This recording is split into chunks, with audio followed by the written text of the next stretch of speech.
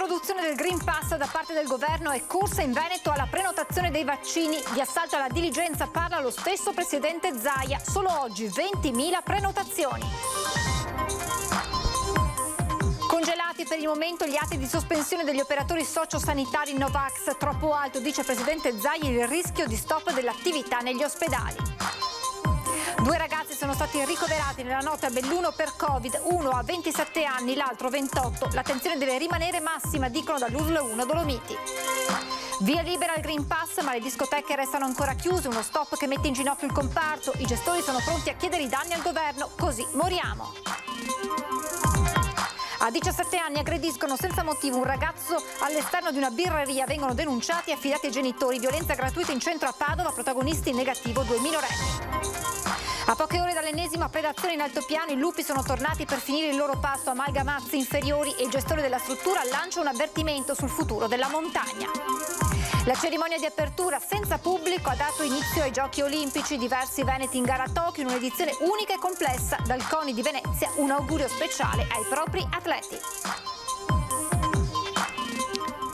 Buonasera e ben ritrovati con l'edizione regionale dei telegiornali di Antenna 3. Dunque si sentono i primi effetti dell'introduzione del Green Pass dopo il decreto legge del governo, perché se nell'ultima settimana in Veneto si erano registrate circa 6.000-7.000 prenotazioni al giorno per le vaccinazioni, negli ultimi 2 giorni si riscontra invece un significativo aumento delle richieste di fissare la data, la seduta vaccinale, con più 13.000 richieste ieri e nella sola giornata di oggi oltre 20.000 prenotazioni di Green Pass, dei nuovi parametri decisi dal CTS di contagio e delle vaccinazioni. Ha parlato oggi nel punto stampa Marghera il governatore Zaia. Dalle telefonate che abbiamo avuto oggi al call center che ci sia un assalto alla diligenza adesso per vaccinarsi.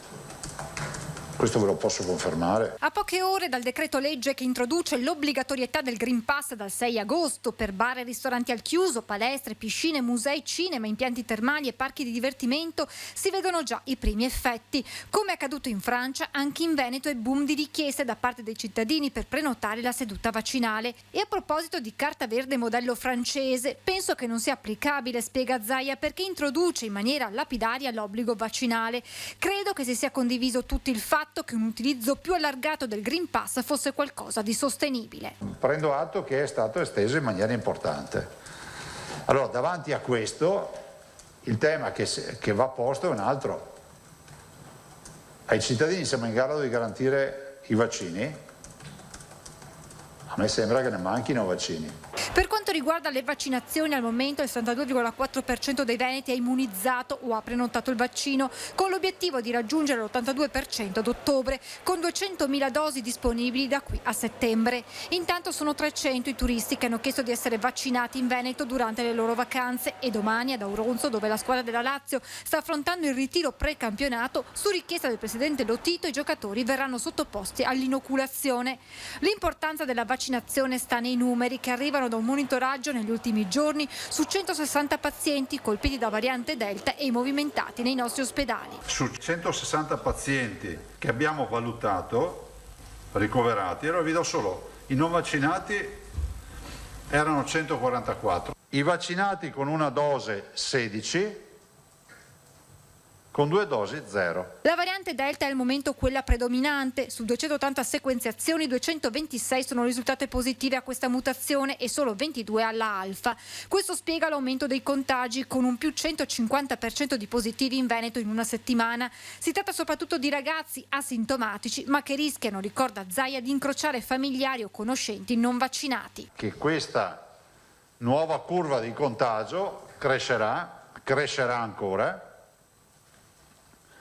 Questo è poco ma sicuro, ha delle caratteristiche che sono particolari. Le classi di età più rappresentative dal punto di vista del contagio sono i nati dal 1900 99 al 2004. Con un R con T a 1,79 e un'incidenza di 68,9 casi ogni 100.000 abitanti, il Veneto rientrerebbe nella fascia gialla, ma con la revisione dei parametri da parte della cabina di regia a pesare oggi è l'ospedalizzazione. Nella nostra regione c'è un'occupazione dell'1% sia di terapie intensive che area medica. Ricordiamo che per il passaggio in fascia gialla è necessario superare per 3 settimane il valore di 50 positivi su 100.000 abitanti e a quel punto ci sarà un cambio di zona con un 10% di terapie intensive e un 15% di area medica occupate. Al cittadino interessa dire che noi non siamo da cambiamento di zona con questi nuovi parametri. Ultime 2 considerazioni fatte dal presidente Zaia per quanto riguarda il personale sanitario non ancora vaccinato e gli operatori della scuola. Per quanto riguarda i premi, al momento congelati in Veneto le sospensioni. I provvedimenti che sono stati fatti sono un attimo congelati, ma semplicemente per un motivo: ci vuole coordinamento nazionale. E dall'altro voglio anche ricordarvi che dietro le sospensioni c'è un altro problema, che gioco forza pesa su di noi, la mancanza di professionisti. Quindi chi ha fatto sto decreto con l'obbligatorietà non ha tenuto conto che mancano i medici. Sul fronte insegnanti e personale scolastico l'80% è già vaccinato, all'appello mancano ancora 20.000 persone. Io spero che gli insegnanti e gli operatori si vaccinino. Bene. Lo dico perché se noi dobbiamo partire la scuola in presenza non possiamo pensare di ripartire con mezza DAD. Sale a 142 il numero delle persone Covid positive in provincia di Belluno e purtroppo nella notte per 2 giovani di 27 e 28 anni si è reso necessario il ricovero all'ospedale San Martino, l'uno in malattie infettive e l'altro in pneumologia. L'attenzione è massima, scrive in una nota l'USL Dolomiti, che ricorda l'importanza della vaccinazione, ma proprio sui provvedimenti annunciati ieri dal governo interviene il presidente di Confcommercio Belluno, Paolo Doglioni, che ritiene aberrante la situazione prospettata sull'estensione del Green Pass. Caricare su baristi, ristoratori, albergatori l'obbligo di controllare gli avventori che si siedono al tavolo per un cappuccino significa, dice, dare loro responsabilità che non competono. Doglioni parla già di disdette di prenotazioni negli alberghi e auspica una presa di consapevolezza di tutto ciò da parte del governo e un sano dietrofront. Il Green Pass dunque divide baristi e ristoratori, c'è chi è disponibile a controllare la documentazione dei clienti e chi non vuole che la responsabilità ricada sui commercianti, e così anche le associazioni di categoria si dividono. Sono diverse le posizioni delle associazioni di categoria sull'introduzione del Green Pass per sedersi ai tavoli al chiuso di bar e ristoranti. In attesa del testo definitivo c'è chi appoggia il provvedimento e chi lo critica. L'Ascom, ad esempio, è pronto a collaborare. I suoi soci chiederanno ai clienti pass e documento di identità. Il Green Pass, se adottato in maniera intelligente, riesce a dare un risultato. Dobbiamo sconfiggere questo virus, dobbiamo vaccinarci, c'è poco da fare. APPE, l'Associazione Provinciale Pubblici Esercizi di Padova, invece ha una posizione estremamente critica. Troppe responsabilità per i gestori e regole spesso semplicemente impossibili da applicare. Per le attività come le pizzerie, i bar, le pasticcerie, le gelaterie, ecco, in questi casi la verifica è di fatto impossibile, perché il cliente arriva, entra, ordina al banco, ad esempio un caffè o una brioche, poi per qualsiasi motivo prende la tazzina di caffè, se la porta al tavolo. Ecco, in quel momento il gestore dovrebbe fermare il cliente e chiedere esibizione di Green Pass e documento di identità. Anche Ascom, a onor del vero, è preoccupata del ruolo che dovrebbe avere il commerciante nel richiedere il Green Pass. Non può essere che devi costringere il titolare del locale a fare anche il poliziotto di sorveglianza. Questo è una cosa che ci lascia un po' così, perché anche uno si può anche rifiutare di dartelo. Se il governo approverà la regola, però, non ci saranno molti spazi di manovra. E le leggi vanno rispettate, quindi il prefetto non può dire nulla se interviene un decreto legge, quindi il prefetto è tenuto a far rispettare le leggi. Sono disposizioni normative, quindi noi cercheremo chiaramente di affrontare l'argomento nei tavoli opportuni, ma le leggi vanno rispettate. L'APPE preannuncia azioni di protesta anche eclatanti, con mobilitazione di piazza, e parallelamente sta consultando i propri avvocati per eventuali azioni legali. Con una serie di azioni eclatanti, azioni anche di piazza, che portino, all'attenzione di opinione pubblica e istituzioni le difficoltà che hanno gli operatori. L'app chiede di modificare il decreto e che siano i clienti responsabili in caso di mancata esibizione del pass. I gestori li segnaleranno alle autorità e se le forze dell'ordine fanno un controllo, sanzioni solo per il cliente inadempiente. Ma dal 6 agosto Green Pass obbligatorio anche per accedere a piscine e palestre, e anche in questo caso clienti e gestori divisi. Tu sei vaccinato? Sì, ho già fatto entrambe le dosi. Quindi hai il Green Pass? Sì. Io ho fatto il vaccino da più di 15 giorni, quindi dovrei avercelo, no? Lunedì vaccino alle 4, prima dose. Quindi non l'hai fatto apposta perché è obbligatorio adesso per entrare in palestra? No, io l'ho prenotato ancora i primi di giugno. Il Green Pass obbligatorio per accedere a piscine e palestre potrebbe creare qualche problema ai giovani amanti dello sport. Tra i giovanissimi, infatti, sono ancora pochi quelli che hanno fatto o almeno prenotato il vaccino. Come loro anche molti istruttori che nelle palestre lavorano. Il nuovo obbligo, che blinda anche il mondo del fitness, ha raccolto comunque parecchi consensi. Secondo te è corretto consentire l'accesso in palestra a chi ha il Green Pass? Io credo di sì.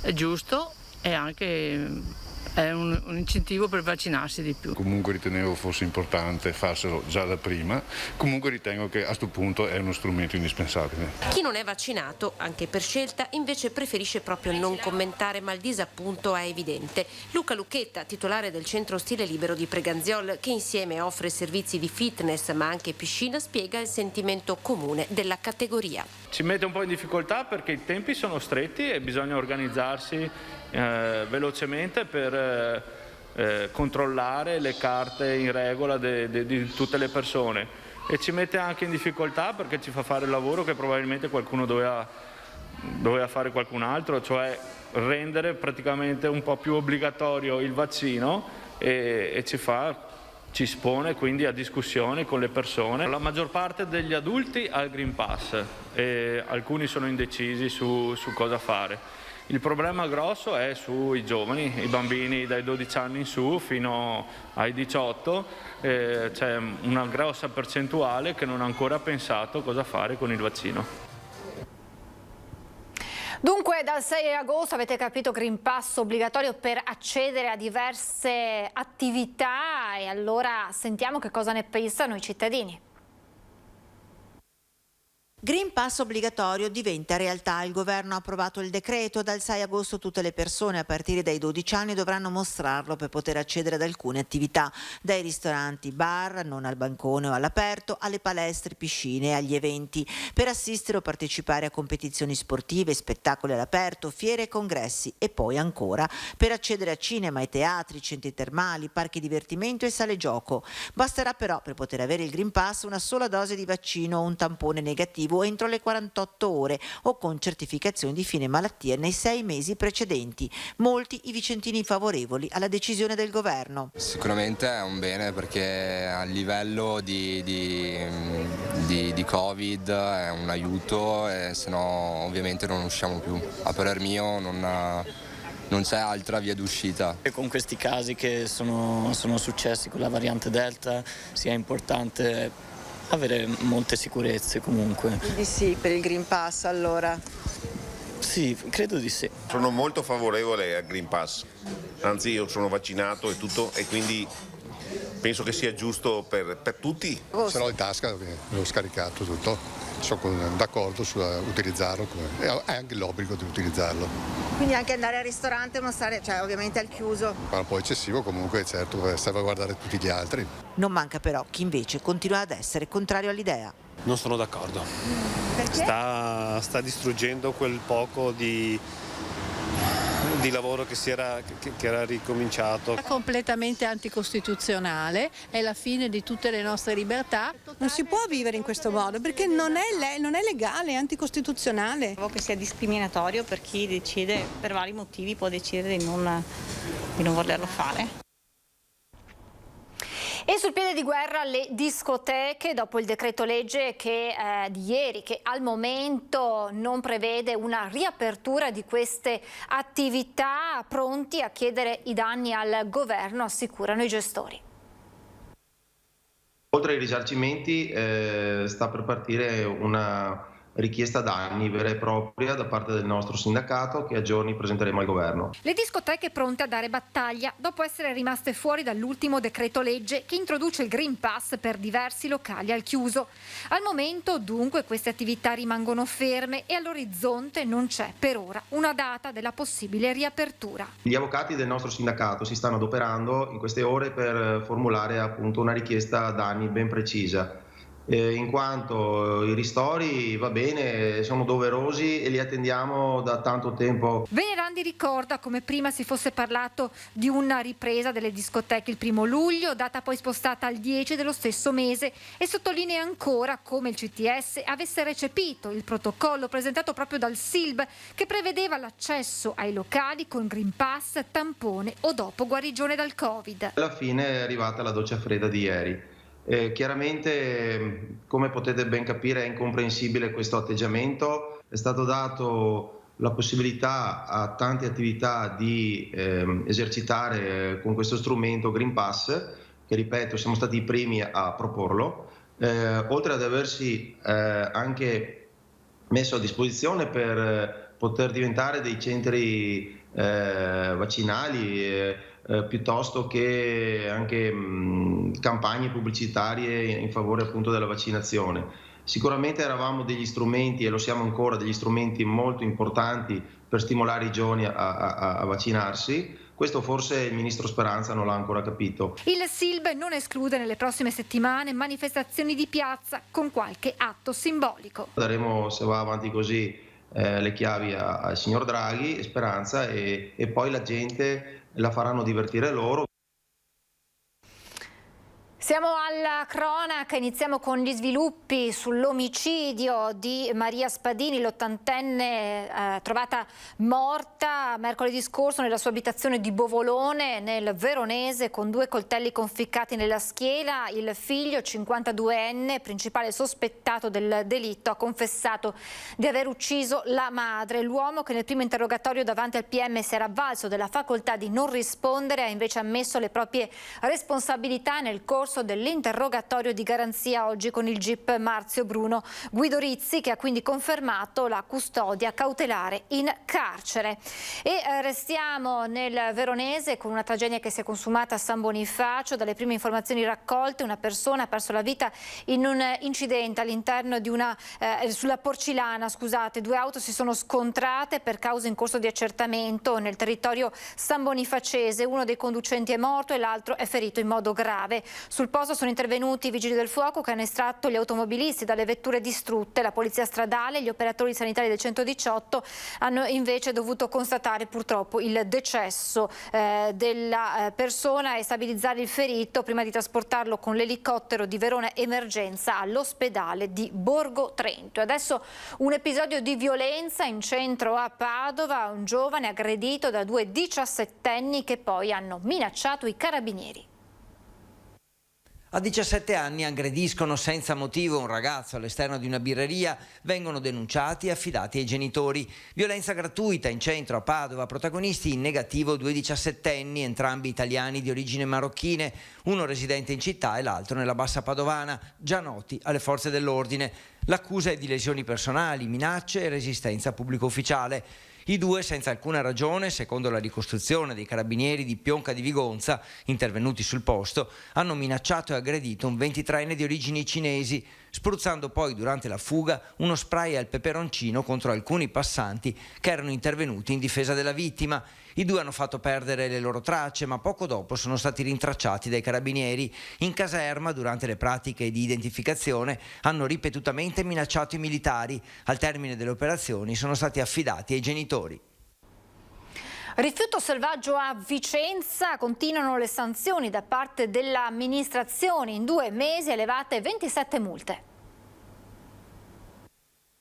Rifiuto selvaggio, vicentini recidivi nel non riciclare il rifiuto in maniera adeguata. Continuano infatti i conferimenti errati nei cassonetti. A smascherare gli abitué del sacchetto con dentro umido, secco e plastica assieme le telecamere di videosorveglianza e il lavoro degli agenti in borghese. Il bilancio di 2 mesi di attività è pesante. Io non amo le sanzioni, ma se è l'unico modo per far capire alle persone che la città deve essere pulita e che l'ambiente è una responsabilità di tutti noi, andiamo avanti su questa strada. Si continua dunque sulla strada del rigore. Lo stesso assessore in prima persona ha segnalato situazioni di rifiuto selvaggio, venendo apostrofata in malo modo dal farsi fatti propri, fino ad arrivare alle velate minacce del cittadino pizzicato in fallo. Mi è capitato di fermare una signora che buttava l'umido in un cassonetto dell'indifferenziato, insomma le sue parole nei miei confronti non sono state molto gentili, ma io non demordo e vado avanti. Tra i quartieri dove meno c'è attenzione nel differenziare il rifiuto spiccano San Lazzaro, Villaggio del Sole e Campedello, ma diciamo così che per molti è un attimo scendere dall'auto e gettare i propri rifiuti dove capita.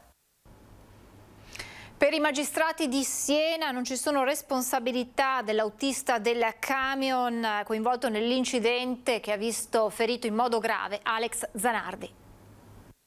Novità sul fronte giudiziario per il drammatico incidente che ha coinvolto Alex Zanardi. Il GIP di Siena infatti ha disposto l'archiviazione delle indagini per l'incidente nel quale il 19 giugno 2020 Zanardi è rimasto gravemente ferito.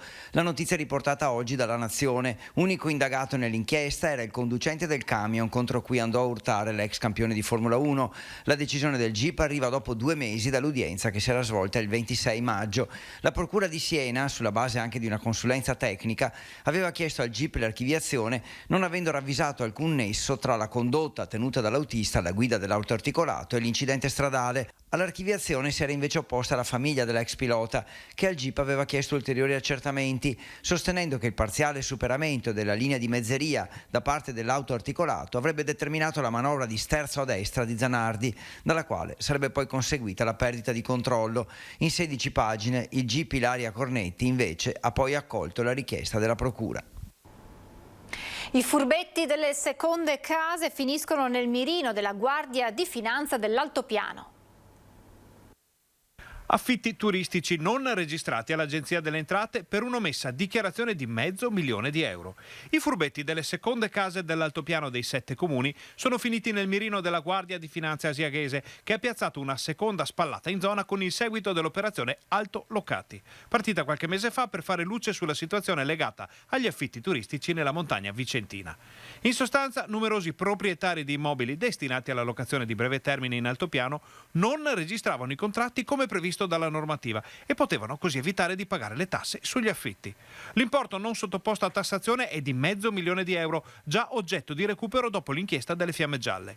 Inoltre, la mancata registrazione ha permesso ai proprietari di omettere il versamento dell'imposta di soggiorno ai comuni. Per questo motivo sono state appioppate sanzioni per €350.000. Alcuni proprietari sono stati infine segnalati alla Procura della Repubblica per inottemperanza degli obblighi imposti dal testo unico delle leggi di pubblica sicurezza. Restiamo nel Vicentino perché a poche ore dall'ennesima predazione sempre sull'altopiano da parte dei lupi, i lupi che sono tornati per finire il loro pasto a Malga, Mazze Inferiori, e il gestore della struttura lancia un avvertimento sul futuro della montagna. Non c'è pace per le malghe del Monte Corno, prese di mira dai lupi solo poche ore fa. Mentre i conduttori della malga cercavano le 12 vacche scappate durante l'aggressione dell'altra notte, i selvatici sono tornati per finire il loro pasto. Abbiamo notato subito che la vitella che era stata colpita ieri era stata mangiata ancora. La predazione di malga Mazze riapre clamorosamente la diatriba sulla sicurezza delle madri in alpeggio nell'altopiano dei 7 comuni. Mancano 60-70 giorni a tornare a casa. Con che spirito potremmo continuare ad andare a letto tutte le sere, a lavorare il giorno dopo, a fare formaggio, a fare tutto quello che dobbiamo fare? Sempre con il dubbio di non trovare qualcuno al mattino. E sono molti i malgari pronti a non tornare l'anno prossimo per paura dei lupi. Ma questa dinamica potrebbe causare un dominio irreversibile e gravissimo per la montagna, che è sì casa degli animali selvatici, ma è anche la casa dei malgari e dei loro animali. È casa sua, di tutte loro. Se pensate che una cosa così possa andare avanti, verrà il giorno che casa sua sarà dentro. Questi posti verranno abbandonati. Voltiamo pagina, parliamo della cerimonia di apertura senza pubblico che ha dato il via ai Giochi Olimpici di Tokyo. Diversi veneziani in gara in un'edizione unica e speciale. Il delegato CONI della provincia di Venezia rivolge un in bocca al lupo agli atleti, ma riflette anche sul significato profondo della manifestazione sportiva all'insegna dell'unità. Una cerimonia d'apertura in un contesto mai visto prima ha dato il via in Giappone senza pubblico ai Giochi Olimpici di Tokyo, i più attesi e discussi dell'epoca moderna. Ora tutti a tifare per i nostri atleti veneziani. Molto piacere poter mandare un grande in bocca al lupo a tutti gli atleti che rappresenteranno l'Italia durante i Giochi Olimpici di Tokyo, a tutti i tecnici, i dirigenti, alla delegazione italiana con in testa il presidente Malagò.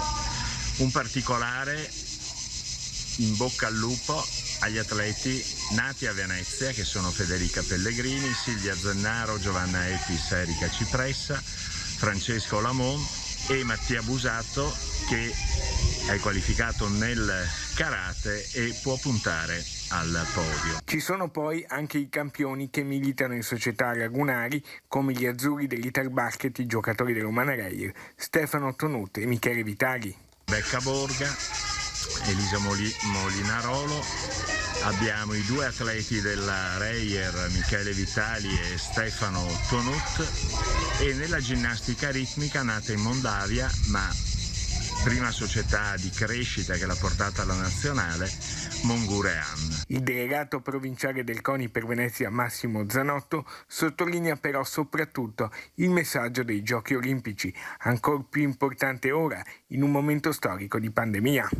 Pace, fratellanza, unità possa veramente in questo momento difficile avere la massima risonanza, e voglio ricordare che il CIO proprio ha voluto rafforzare ancora di più il messaggio, per cui alla frase Citius, Altius e Fortius che caratterizzava il claim olimpico è stata aggiunta la parola Together, insieme. Quindi insieme seguiremo le Olimpiadi, faremo il tifo e insieme cerchiamo di vivere meglio il mondo, tutti insieme.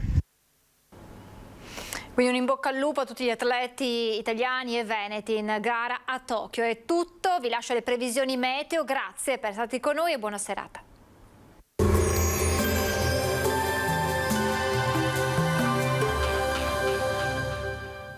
Benvenuti al meteo. In Veneto per sabato 24 luglio il tempo si manterrà variabile, specie sulle zone montane e pedemontane. Piogge solo occasionali, minime dai 19 gradi di Belluno, massime fino ai 34 di Verona e Rovigo. Per lo più nuvoloso anche in Friuli Venezia Giulia, con schiarite più ampie lungo le coste. Temperature minime intorno ai 20, massime fino a 31. Mare da calmo a poco mosso. Tempo instabile anche in Trentino Alto Adige, dove non si escludono piogge nel tardo pomeriggio sera. Temporali previsti soprattutto in provincia di Trento. Temperature minime da 17 gradi, le massime invece potranno toccare i 34 gradi. Dal meteo è tutto, arrivederci.